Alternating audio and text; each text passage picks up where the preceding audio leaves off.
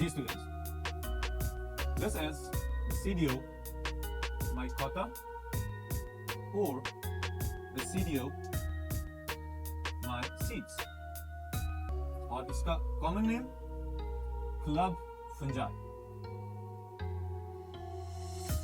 Alright, अब देखें students, जो सबसे पहली बात मेरे माइंड में आ रही है इसके लिहाज से वो ये है कि मोस्टली इस टॉपिक को समझना थोड़ा सा टफ लग रहा होता है। यहाँ पे मैं इसको स्टेप बाय स्टेप पॉइंट्स की फॉर्म में मेंशन करूंगा और साथ साथ एक्सप्लेन करूंगा। मैं उम्मीद करता हूं कि आप अगर इस टॉपिक को ठीक तरह से समझें तो आप इसको लॉन्ग क्वेश्चन और शॉर्ट क्वेश्चन के तौर पर लिखने के काबिल हो सकेंगे। ऑलराइट, तो सबसे पहला सवाल जो यहाँ पे आता है, why this is known as Basidio mycota और Basidio mycetes। तो अब तक दो क्लासेस हम पढ़ चुके हुए हैं, तो इसका जवाब तलाश करना मुश्किल नहीं है। Basidio mycetes are named so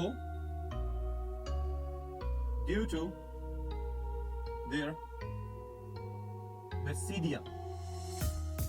Alright students, Basidio mycetes का नाम जो ये Basidio mycota या Basidio mycetes रखा गया है, इनके स्पेशलाइज्ड रिप्रोडक्टिव स्ट्रक्चर्स की बुनियाद पे है जिनका नाम है Basidia। ओके, Basidia को भी मैं डिफाइन कर रहा हूं यहाँ पे। Specialized club-shaped reproductive structures on which basidiospores are formed. Alright students, अब देखें ये सारे के सारे स्ट्रक्चर जितने भी हैं उन सब का नाम कहीं ना कहीं एक दूसरे से रिलेटेड है। Basidio mycota, Basidio mycetes, Basidia themselves, and then the basidiospores. Alright, तो इसका मतलब है ये सब के सब इस क्लास और इस ग्रुप की सिग्निफिकेंस है, इसकी खसूसियत है। ओके, देन अगर हम इसके वेजिटेटिव स्ट्रक्चर्स के बारे में बात करें तो हमें पता होना चाहिए इसके सेल्स किस तरह के हैं और इसके हाइफे किस तरह के हैं। तो हम लोएस्ट ऑर्गेनाइजेशन से हायर ऑर्गेनाइजेशन की तरफ चलेंगे। The cells of this class are mostly what? Mononucleate. अब mononucleate क्या होता है? They contains one nucleus. Alright, इनके पास नॉर्मली एक ही न्यूक्लियस मौजूद होता है। Then there can be binucleate. Binucleate, they may contain two nuclei. इनके पास दो न्यूक्लियाई हो सकते हैं और ये दो न्यूक्लियाई कब नजर आते हैं? In lengthy dikaryotic phase. Alright, अब इसका क्या मतलब है स्टूडेंट्स कि इनके लाइफ साइकिल के अंदर दो फेजेस हैं, एक मोनोन्यूक्लिएट फेज जिसमें सेल्स के पास एक ही न्यूक्लियस होगा और दूसरी डाइकैरियोटिक फेज जिसमें सेल्स के पास दो न्यूक्लियाई मौजूद होंगे, तो उसको हम कहेंगे दिस इज द बायन्यूक्लिएट कंडीशन। फिर उसके बाद हाइफी, जब सेल्स आपस में मिलेंगे तो हाइफी बनेंगे। अब यहां पे भी हम ये बात करेंगे मोस्टली सेप्टेट हाइफी। ऑलराइट, और सेप्टेट हाइफी क्या होते हैं? वो हाइफी कि जिनके अंदर क्रॉस वॉल्स मौजूद होती हैं, हर एक सेल दूसरे सेल से अलग होता है और फिर न्यूट्रिएंट्स की सप्लाई के लिए इन वॉल्स के अंदर पोर्स भी मौजूद होते हैं। ऑलराइट, ये तो इसके वेजिटेटिव स्ट्रक्चर की बात कर ली। अब स्टूडेंट्स जो हाईएस्ट ऑर्गेनाइजेशन इसके अंदर है, that are your familiar organisms, mushrooms. Alright, mushrooms they contain dikaryotic mycelium. Okay, अब देखें स्टूडेंट्स, ये पॉइंट हमने यहाँ पे मेंशन किया था कि इनकी जो लेंथी फेज है उसके पास बायन्यूक्लिएट सेल्स मौजूद हैं, दो न्यूक्लियाई वाले। और यहाँ पे हमने ये मेंशन कर दिया कि मशरूम्स जो कि इनके फ्रूटिंग बॉडीज हैं और हाईएस्ट ऑर्गेनाइजेशन पे मौजूद हैं, उनके पास दो न्यूक्लियाई होंगे और अगर ये दोनों न्यूक्लियाई जेनेटिकली एक दूसरे से डिफरेंट हैं तो फिर हम ये कहेंगे this is heterokaryotic condition. Okay, then इसके बाद अगर हम देखें तो कुछ एग्जांपल्स डिस्कस कर लेते हैं।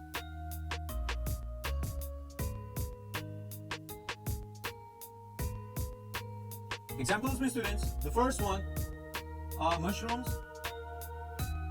Okay, second one are puffballs. Third one, rust. Fourth, smut. And number 5, bracket fungi. Alright, अब ये जो हमने यहाँ पे इसकी एग्जांपल्स मेंशन की हैं, इसमें स्टूडेंट्स ये याद रखिएगा, the mushrooms and puffballs, few species of puffballs, they are edible. ये खाने के काबिल हैं, इनको खाया जा सकता है। आजकल स्पेशली जो बहुत सारे फास्ट फूड्स इन हो रहे हैं हमारे ट्रेडिशंस में, उनके अंदर मशरूम्स को as a source of nutrient add किया जाता है। ऑलराइट, फिर रस्ट और स्मट और bracket fungi, they are harmful, disastrous हम कह सकते हैं इनको, कि ये बहुत वसी पैमाने पे हमारी फसलों को नुकसान पहुंचाते हैं।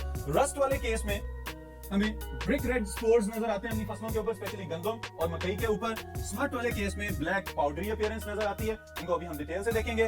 और ब्रैकेट फंजाई, ये शेल्स की तरह की फंगस होती है जो खड़े हुए दरख्तों के साथ अटैच होके अपने हॉस्टोरिया उसमें पेनिट्रेट कर देते हैं और दरख्त के न्यूट्रिएंट्स को जज़ब करके खा जाते हैं, जिसकी वजह से जिस जगह पे ब्रैकेट फंजाई खुद मौजूद है, उसके ऊपर वाला सारा प्लांट आहिस्ता आहिस्ता वीक होते हुए अल्टीमेटली उसकी डेथ हो जाती है। ओके, देन अगर हम स्टूडेंट्स इनके रिप्रोडक्टिव एबिलिटीज पे चलें, जो कि हमारा मेन फोकस है इस टॉपिक के अंदर फॉर द लॉन्ग क्वेश्चन, तो हम डिस्कस करेंगे सबसे पहले नंबर पे general features of basidiomycota, और फिर उसके बाद हम एक लाइफ साइकिल डिस्कस करेंगे of the smut. Okay, then reproduction and basidiomycota. जी, अब स्टूडेंट्स इसके लिए सबसे पहले नंबर पे जब हम रिप्रोडक्शन की बात करते हैं तो हमें पता होना चाहिए what are the fruiting bodies of this group. तो यहाँ पे मशरूम्स मौजूद होते हैं। Okay, these mushrooms they are specialised fruiting bodies with gills. Okay, इनके जो गिल्स हैं उसकी वजह से sometimes mushrooms they are also known as gilled fungi. Okay, इनके गिल्स के अंदर मौजूद होते हैं इनके बेसिडिया और बेसिडियो कार्प्स। ओके, उन बेसिडिया के मार्जिन्स के ऊपर हमें नजर आते हैं specialised basidiospores. Okay students, इनके अंदर कौन कौन से रिप्रोडक्टिव स्टेप्स हैं कि जिनके तहत इनका रिप्रोडक्टिव साइकिल कंप्लीट किया जाता है, इनको हम यहाँ पे हम देख रहे हैं one by one. Okay, the first one is cells contain haploid nuclei.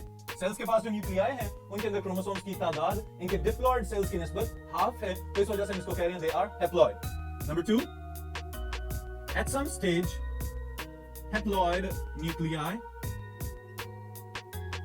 Fuse to form a diploid nucleus.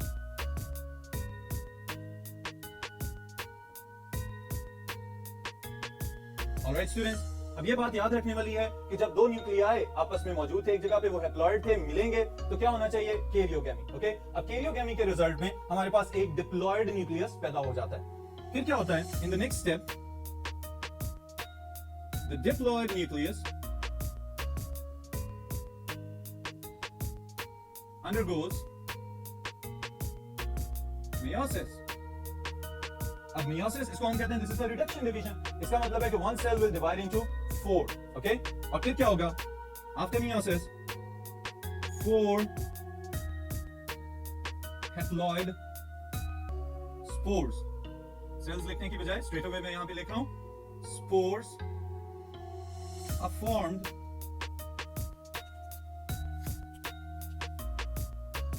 On the basidia. Alright students, अब देखें यहां पे अलग-अलग से मैंने हाईलाइट की हैं दो चीजें। पहली बात यहां पे लिखी है haploid nuclei fuse to form a diploid nucleus. इसका मतलब क्या है? जब दो थे तो न्यूक्लियाई थे, जब एक हो जाएगा तो न्यूक्लियस कहलाएगा। On the other side 4 haploid spores are formed on the basidia, जिसकी वजह से समटाइम्स ये भी कहा जाता है कि these are the naked spores. इनको किसी प्रोटेक्टिव कवरिंग के अंदर नहीं बनाया जाता, जैसा कि हमने ज़ाइगोस्पोरेंजियम को देखा था, there was a protective structure जिसके अंदर ज़ाइगोस्पोर्स पैदा होते थे। लेकिन यहां पे क्या है? बेसिडिया के ऊपर ही 4 की तादाद में बेसिडियोस्पोर्स पैदा हो जाते हैं, मैच्योर होते हैं, उसके बाद फिर इनको डिस्पर्स कर दिया जाता है और फिर वो जहां कहीं भी गिरेंगे वहां से फिर एक नया हाइफा और माइसीलिया ग्रो करना शुरू हो जाएंगे। ऑलराइट स्टूडेंट्स, ये तो है इसका पहला पार्ट जो कि जनरली डिस्क्राइब करता है लाइफ साइकिल ऑफ बेसिडियोमाइकोट्स को। जबकि अब दूसरी तरफ हम जो डिटेल से देखने लगे हैं सेकंड पार्ट इसका, that is a little bit different. Okay students, किस तरह से डिफरेंट है? क्योंकि इसमें हम दो पैथोजेनिक फंजाई को पहले उनके नाम लिखते हैं और फिर उनमें से एक का लाइफ साइकिल हम यहाँ पे डिटेल से स्टडी करेंगे। The first one, they are pathogens. Okay, पहला पॉइंट, पैथोजेंस कौन होते हैं?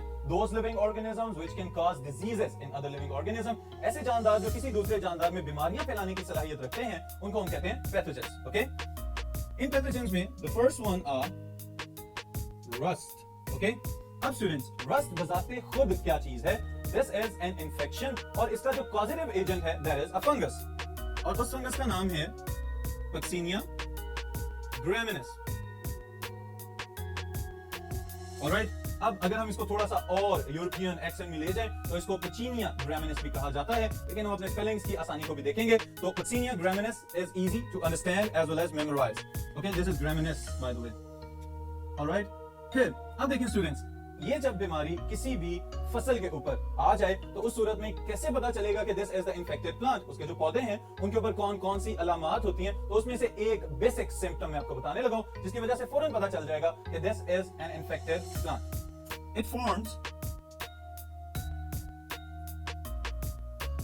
brick red spores on stem and leaves of its host. Alright students, अगर ब्रिक रेड यानी कि ईंट की तरह का रेड कलर जैसा कि ईंटों का कलर होता है या फिर ऑरेंज कलर के आपको स्पॉट्स बने हुए नजर आए और अगर उसको आप टच करें तो वो पाउडरी टेक्सचर आपको उसके ऊपर फील हो, तो इसका मतलब ये है कि that plant has been infected with rust और उसके अंदर Vaccinia graminis के spores मौजूद हैं। Alright, second one is more destructive. That is smut. Alright students, this is also known as loose smut. Okay? फिर अब इसका जो causative agent है, अगर ये भी एक प्लांट का इन्फेक्शन है तो इसका मतलब ये है कि इस बीमारी का causative agent भी होना चाहिए। तो इसके causative agent का नाम है Stilago Tritici. Alright students, so ये इसका causative agent। अब इसका कैसे पता चलेगा कि फसल के ऊपर Stilago ग्रो कर रहा है या इसके स्पोर्स बड़ी स्पीड के साथ ग्रो कर रहे हैं? तो हमें इसको जानने के लिए स्टूडेंट्स सिर्फ एक छोटी सी अलामत याद रखनी है और वो क्या है? It forms black soot, SOOT में यहां पे लिख रहा हूं, और smut on wheat or corn kernels. Okay?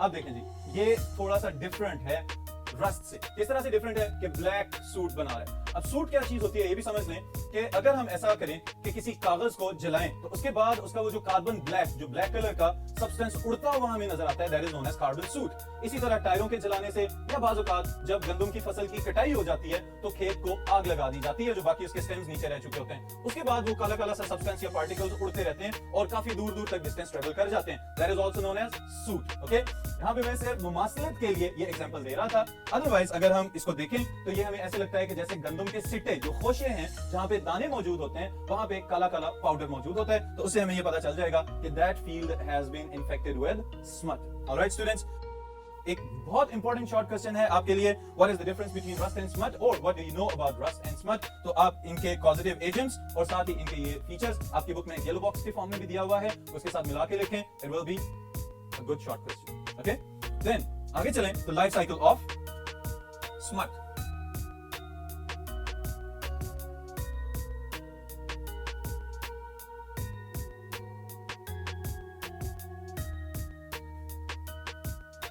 Or we can say Stilago Tritici. Okay. जी, अब यहाँ पे इसको जानने के लिए थोड़ा सा तो हमें कंटेक्स्ट डेवलप करना पड़ेगा कि चूंकि हम एक ज़राई मुल्क से ताल्लुक रखते हैं, हमारी स्टेपल क्रॉप्स के अंदर गंदम और मकई और चावल और इस तरह की बहुत सी फसलें शामिल हैं। Stilago Tritici स्पेशली इन्फेक्ट करता है गंदम को जबकि गंदम पकने के करीब हो। ऑलराइट स्टूडेंट्स, अब देखें यहाँ पे ये आपको कुछ ग्रीन फील्ड्स नजर आ रहे हैं गंदम के, जिसके अंदर बहुत जबरदस्त किस्म की ग्रोथ है सीड्स की। ऑलराइट, लेकिन अगर ऐसा हो कि इस स्टेज के ऊपर जबकि फसल बिल्कुल पकने के लिए तैयार है, उस वक्त अगर ऐसा हो कि यहाँ पे बारिशें होना शुरू हो जाएं और फिर ऐसा हो कि बारिश के साथ धूप भी निकल आए बारिश की थोड़ी देर के बाद, अब क्या होगा? आपके ज़हन में फौरन एक पॉइंट आना चाहिए था कि now it is warm as well as moist. अब एनवायरनमेंट में नमी भी मौजूद है और साथ ही साथ हीट भी मौजूद है, तो इस सूरत में the fungi they show their best growth. Alright students, अब क्या होगा कि इसके बाद अगर थोड़ी सी हवा भी चलना शुरू हो जाए तो उस सूरत में जो स्पोर्स हैं they will travel from the infected wheat years और आके गिरना शुरू हो जाएंगे on the healthy flowers of the plants. Okay, अब आए कहां से? जिस गंदम को पहले से इसके स्पोर्स ने इफेक्ट किया हुआ है, मुतासिर कर चुके हुए हैं, अब वहां से हवा की वजह से उड़े और उड़ने के बाद किसी ऐसे पौधे के ऊपर आ गए कि जो अभी तक बिल्कुल सेहतमंद था। अब क्या किया जाएगा कि यहाँ पे स्टूडेंट्स जो फ्लावर है, फ्लावर के अंदर अगर आपको याद हो जो फीमेल रिप्रोडक्टिव पार्ट्स होते हैं उसमें एक पार्ट होता है प्लांट के अंदर ओवरी।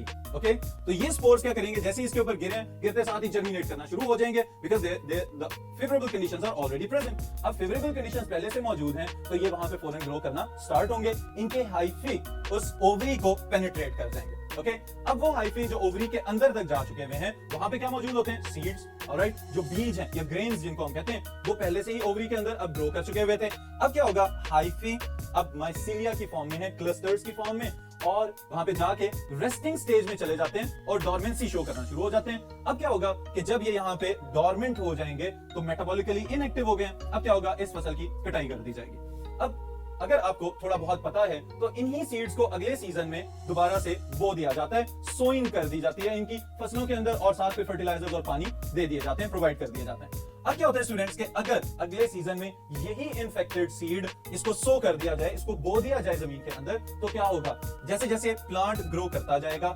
साथ ये हाइफी भी ग्रो करना शुरू हो जाएंगे। जैसे ही प्लांट ग्रो करता चला जाएगा तो उसके साथ ही साथ उसके कर्नल जो सिट्टे हैं जिनको खोशे कहते हैं उनके अंदर सीड्स भी बनना शुरू हो जाएंगे। लेकिन ये हाइफे अंदर ही अंदर से उन सीड्स की ग्रोथ को इनहिबिट कर देते हैं, रोक देते हैं और खुद अपने स्पोर्स को फैलाना शुरू कर देते हैं। इस सूरत में क्या होगा कि एट द एंड जो सीड्स हैं उनके कवर्स, जो टेस्टा जिसको हम कहते हैं, जो कवर होता है सीड का, वो रप्चर होंगे और उसके अंदर से ये टीलियोस्पोर्स काले रंग के पाउडर की फॉर्म में निकलना शुरू हो जाते हैं। अब अगर खुदा न खास्ता फिर से विंड या थोड़ी सी हवा तेज चले तो उस सूरत में क्या होगा, ये स्पोर्स फिर किसी और सेहतमंद पौधे के ऊपर अटैक कर देंगे and the life cycle will go on. Alright students, so this is about the life cycle of Stylego triticale. इसके पॉइंट्स को मैं यहाँ पे one by one लिखने लगा हूँ आपके लिए। Number 1 is spores. कौन से spores हैं? Teliospores. Travel from infected wheat ears to healthy plant. All right. Number 2, the spores land on flower and start germination. Alright, germination क्या होती है कि किसी भी सीड में से या स्पोर में से जब कोई भी वेजिटेटिव स्ट्रक्चर जैसे कि अगर फंजाई है तो स्पोर में से हाइफा निकलना शुरू होगा तो इस अमल को हम कहेंगे जर्मिनेशन। और अगर प्लांट्स के सीड्स में से पौधा निकलना शुरू हो जाए तो इस प्रोसेस को भी कहा जाता है germination. Number 3, the hyphae grow into the ovary. Alright, ovary के अंदर तक ग्रो करके पेनिट्रेट करके धंसते चले जाएंगे और फिर क्या होगा, the mycelium grow inside the ovary and becomes dormant, inactive. Alright, mycelium seed के अंदर यानी कि ओवरी के अंदर मौजूद है इस वक्त और वहां पे जाके भी उसने पहले अपनी थोड़ी सी ग्रोथ की है, उसके बाद वो डोरमेंट हो गया, इनएक्टिव हो गया, अब वो किसी किस्म की ग्रोथ शो नहीं कर रहा।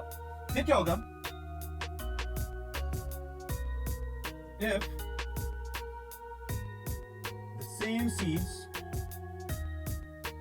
are sown, बो दिए जाना, in the next season hyphae will continue to grow with the alright, इसका क्या मतलब है कि अब जैसे जैसे पौधा ग्रो कर रहा है, पौधा अपने लिए न्यूट्रिएंट्स ले रहा है और साथ ही साथ ये पैरासिटिक जो फंगस है इसके हाइफे और माइसीलिया उसके अंदर अंदर ग्रो करते चले जा रहे हैं। यानी कि अगर पौधा बड़ा हो रहा है तो उसके साथ फंगस की ग्रोथ भी चल रही है। Ultimately, hyphae starts making spores within the grains or seeds and completely destroys it. Alright?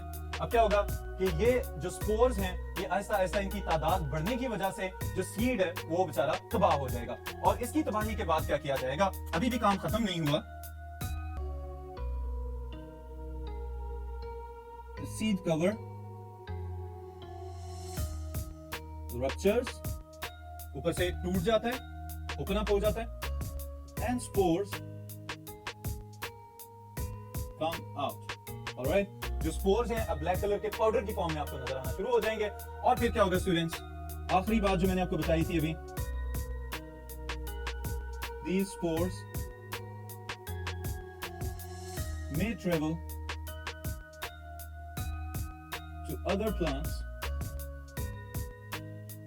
by wind. Alright? अब यहाँ पे ये सारे के सारे पॉइंट्स मैंने लिख दिए हैं आपके लिए, ताकि अगर लॉन्ग क्वेश्चन में आ जाए write note on the life cycle of ustilago tritici, तो आपको ये स्टेप्स याद हों और साथ आप ये इसका लाइफ साइकिल ड्रॉ करेंगे तो होपफुली ये आपका एक लॉन्ग क्वेश्चन कंप्लीट हो।